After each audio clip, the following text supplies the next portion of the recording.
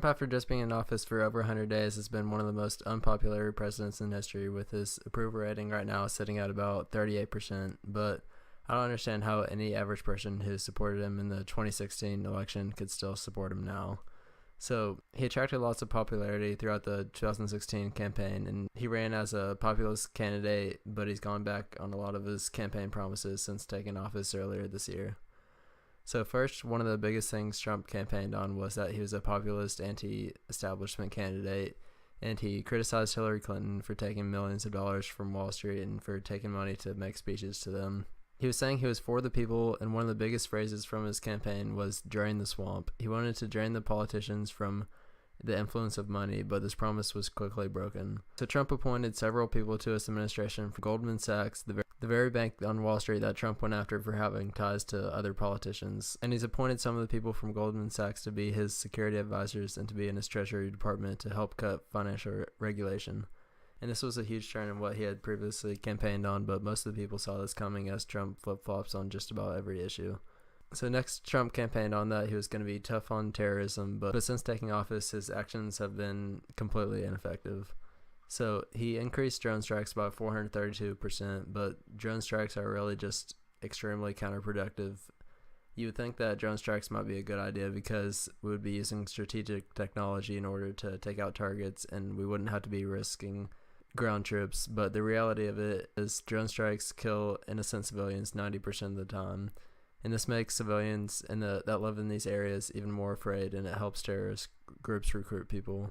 And also on the topic of terrorism, within the first couple of weeks of Trump taking office, a military raid happened in Yemen, and this raid was reported by the White House to be a great success, and they said that they had gained vital intelligence in the area, and it was reported that this top leader of Al-Qaeda was killed, but as time went on, the true story was revealed. So in this raid, 30 civilians ended up being killed, including an 8-year-old girl. The initial reports ended up being lies. The top Al-Qaeda guy was not actually killed, and now officials are saying that no significant intelligence was gained in this raid. Trump's strategy of being tough on terrorism was quickly proven to be unsuccessful shortly after taking office. So next, one of the biggest things that Trump wanted to get passed shortly after becoming president was his healthcare policy. Early on in the Republican primary, Trump had more of a left-wing stance on healthcare, and the most notable case of him expressing this view was from this tweet. So he said, "I was the first and only potential GOP candidate to state there would be no cuts to Social Security, Medicare, and Medicaid. Huckabee copied me." So Trump had this more liberal stance on healthcare, and even said that he supported universal healthcare and that he wanted everyone to be covered. This stance only lasted a certain amount of time as Trump altered his stance, but was very vague about it throughout the campaign.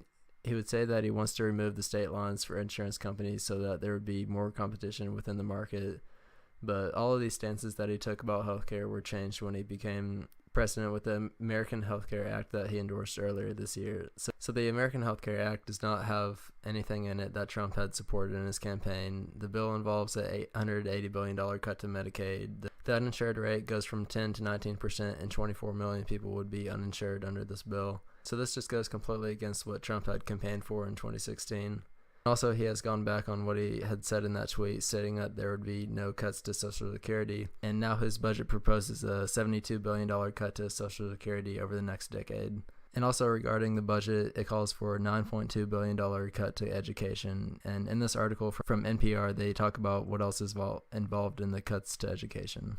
And so they say, in the process of that simplification, the budget would phase out the program known as Public Service Loan Forgiveness, which erases student loans after 10 years of employment for the government or a qualifying nonprofit.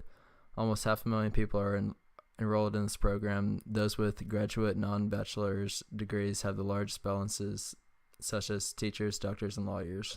This part regarding education didn't necessarily contradict anything that he had said on the campaign trail, because he didn't campaign very much on education and didn't propose any particular policy on it, but these actions that Trump's taking on education now have very low approval ratings, as it negatively impacts a lot of people. So lastly, Trump flip-flopped on another issue, and this is regarding Syria. So Trump campaigned on not intervening in Syria and even criticized Obama years ago in tweets saying that he should not attack Syria. In these tweets, he said, "Again, to our very foolish leader, do not attack Syria. If you do, many very bad things will happen, and from that, the U.S. gets nothing. President Obama, do not attack Syria. There's no upside and tremendous downside. Save your powder for another and more important day. The only reason President Obama wants to attack Syria is to save face over his very dumb red line statement, do not attack Syria, fix the USA. We should not attack Syria, but if they make the stupid move to do so, the Arab League, whose members are laughing at us, should pay. So these stances that Trump took on Syria were, again, like most of his other policies, changed when he took office. So on April 7th, Trump attacked the Syrian government when he launched 59 Tomahawk missiles at the airbase in Syria. And he took this action following a chemical gas attack that was allegedly done on civilians by Assad, but at the time we had no evidence that Assad was responsible for the chemical gas attack. So this attack that Trump did on Syria did not need to happen at all, and Trump went against his previous statements on this issue. So based on all of this, I don't see why Trump still has a 38% approval rating. It is the lowest rating for a president at this point in a term, but it still shouldn't be this high. He's cutting trillions of dollars in social programs that actually help the people while giving massive tax breaks to the richest people in the country. No average person should still be supporting Trump at this point because he's gone back on just about everything that he promised in the campaign.